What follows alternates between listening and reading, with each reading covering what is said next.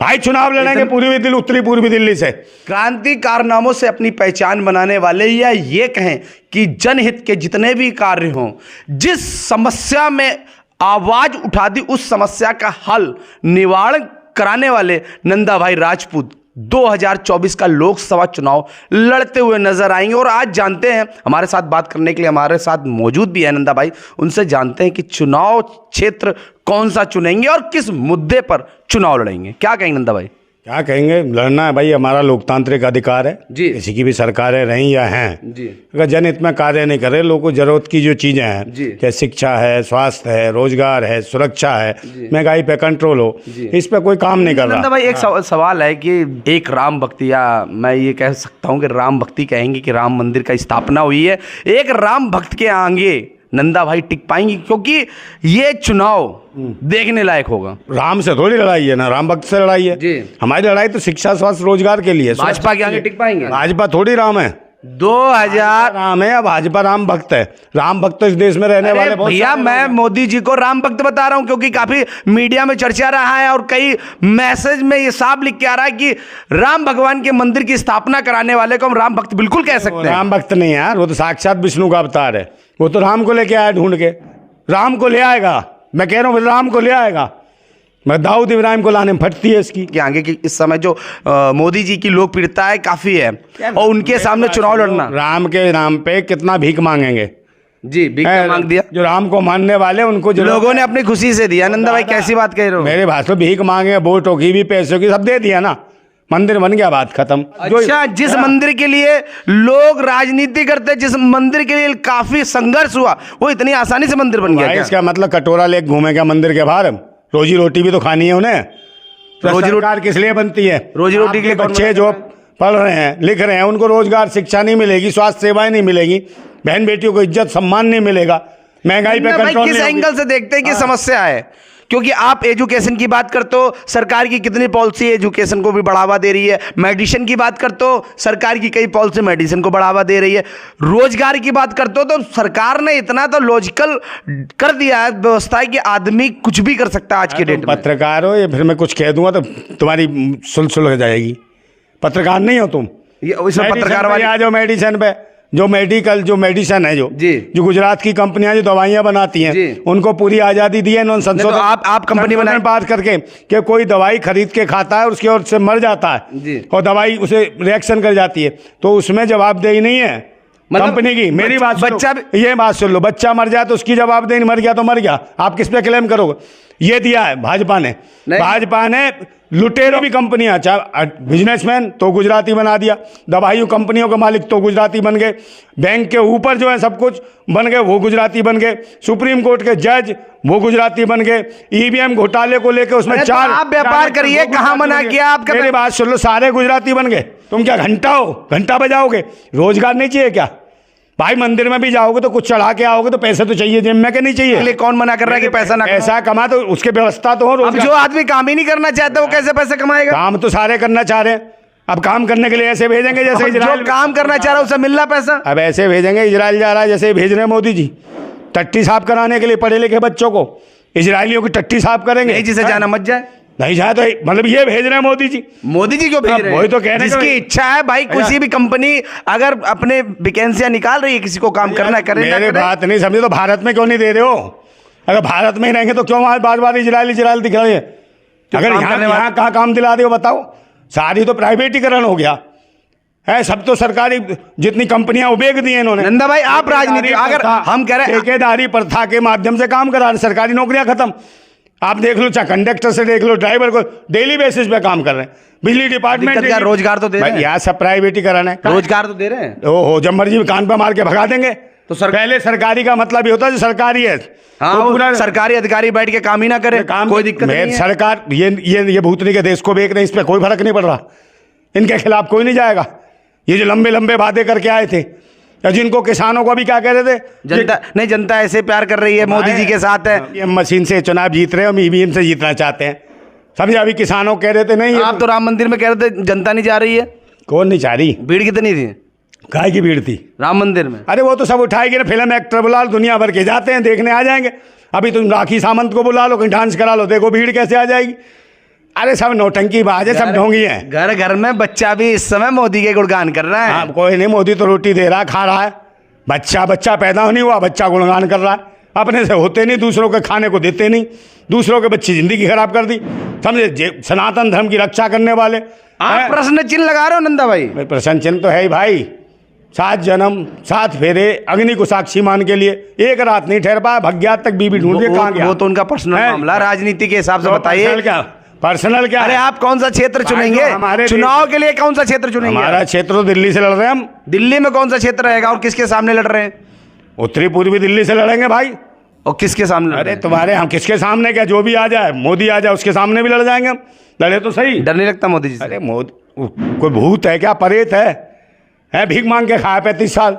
जन समर्थन बहुत। अरे नौकर है भारत का, हमारा नौकर है वो। जन समर्थन काय का जन समर्थन, हमें उससे क्या लेना? जन समर्थन लोकप्रियता बहुत, ईवीएम से है। लोकप्रियता बहुत, लोकप्रियता तो पता नहीं किस किस की हो गई। इतना आसान नहीं मोदी के सामने चुनाव लड़ना। ओ भाई आसान वो आ तो जाए लड़ने, हमारे सामने आ जाए लड़ने, हम लड़ेंगे जहाँ से उत्तरी पूर्वी से। लड़ ले, हिम्मत है तो। और ईवीएम हटा ले, बैलेट पेपर से चुनाव करा दे, अगर जमानत ना करा दूं जब्त इसकी। जो संत कांग्रेस पार्टी के लिए अच्छा बोलते थे, आज वो भी मोदी जी और या भारतीय जनता पार्टी का गुणगान करते नजर आ रहे हैं। तो इसलिए खाते हैं, सब साले उठाई गिरे, लुटेरे हैं। जिसकी सरकार है, सत्ता उसी के नाम पे खा रहे हैं, क्योंकि इन्हें पता है 420 है, लुगाई बाज है, रंडी बाज है, भूतनी के। इतना आसान है सिर्फ जाएंगे तो आलोचना करना, उनके लिए वोट इकट्ठे करना, धर्म के नाम पे मूर्ख बनाना। आलोचना करना तो आसान है। अगर सरकार आगे नहीं उठाई गिरों की, इनके ऊपर जांच बैठा दो, इनको पता चल जाएगा बाबा के सामने 100 वोट नहीं मिलेंगे। किसके?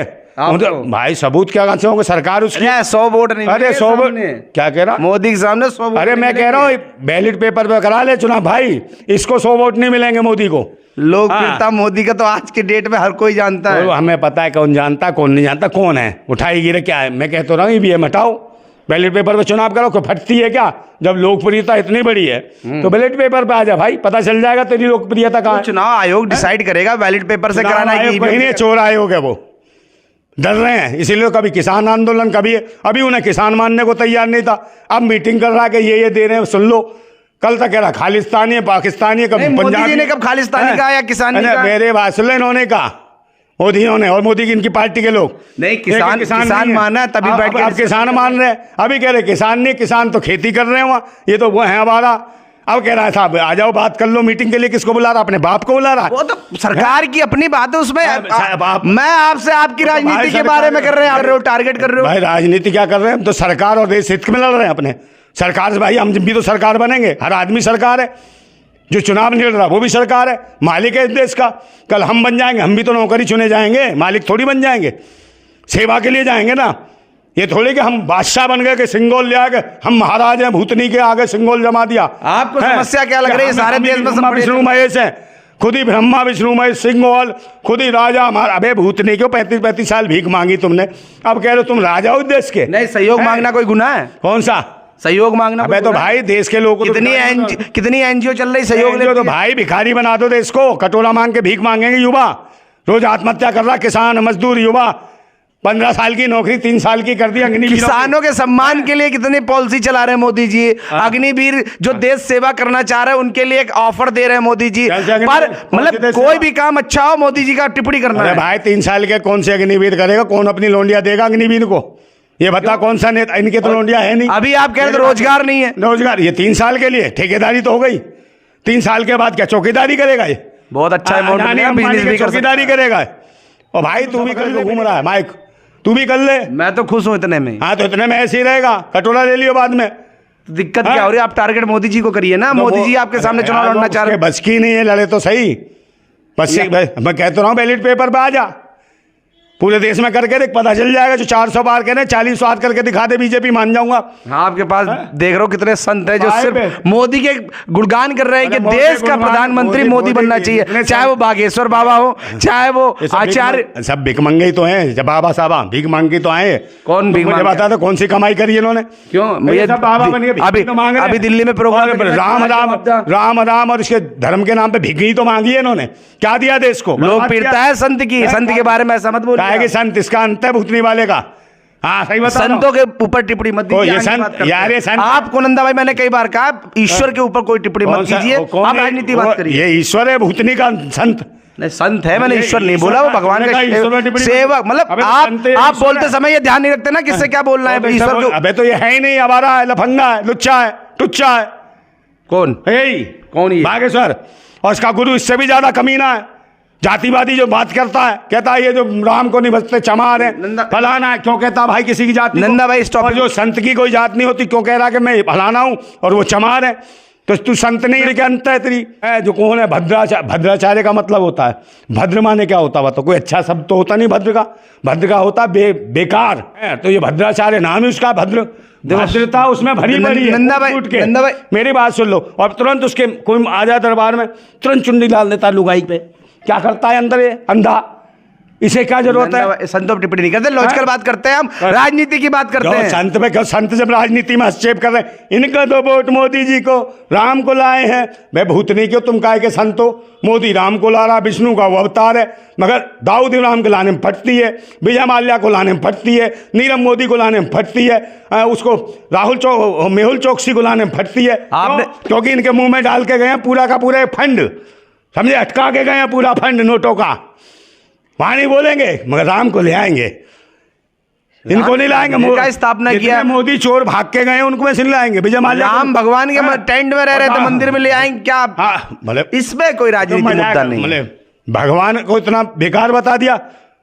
जो शक्तिमान है सर, ये लाएगा भूतनी का। उस भगवान की प्रतिमा की बात कर रहे हो, मंदिर में बैठाने की बात कर रहे हो। तो मतलब भगवान की इतने औकात नहीं है, अपने आप कहीं नहीं बैठ सकता, जा सकता। अरे नंदा भाई राजनीति में क्या कह रहे हो? तुम खुद कह रहे हो उसकी औकात नहीं है। मोदी लिया, मैं मोदी के बाप के बाप के बाप के बाप के बाप के बाप को भी वो ईश्वर लाया होगा। गुस्सा क्यों? गुस्सा होगा, मजाक बना रखा तुमने धर्म का और ईश्वर का। कभी ईश्वर वहां दब गया ज्ञानवापी, कभी ईश्वर वहां कुतुब मीनार में दब गया, कभी मथुरा की मस्जिद में। एक बात बता, तो ये बीजेपी वाले तो भूतनी के बताते हैं कि वहां दब गया, यहाँ दब गया, वहां भूतनी के ईश्वर दबने की चीज है। ईश्वर तो सब जगह कण में बसा हुआ है। नंदा भाई वो किसी कोई नहीं दबा सकता, सर्वशक्तिमान है। और जब सर्वशक्तिमान वहां दबा यहाँ दबा, तो लोग कहेंगे नहीं मूर्ख बना रहे हैं। ईश्वर कोई दबने की चीज नहीं है। ईश्वर तो जमीन फाड़ दे, आसमान फाड़ दे। ये चलिए माना तो आपने ईश्वर है ना, आप मेरे बात सुनो, ईश्वर की कोई शकल नहीं, कोई चेहरा नहीं, ये ध्यान रखना। वो तो निराकार है, प्रकृति ही ईश्वर है, कुदरत ही ईश्वर है। इसको समझना, पहले जानो तब मानो किसी चीज को। इतना है जभी तो इनको जो अठाई गिरे जो बाबा हैं, यास खाने भेड़े लंगड़े लूढ़े लौंडिया बाद लुगाई बाद नए नए लौंडे हैं, ठटरी भूतनी के गठरी बांध देंगे तेरी हम, समझ गया? चलिए तू जानता नहीं क्रांतिकारी लोग है। वो समझता है कि खुदा हो गया है, वो समझता है कि खुदा हो गया है। और तेरे जैसे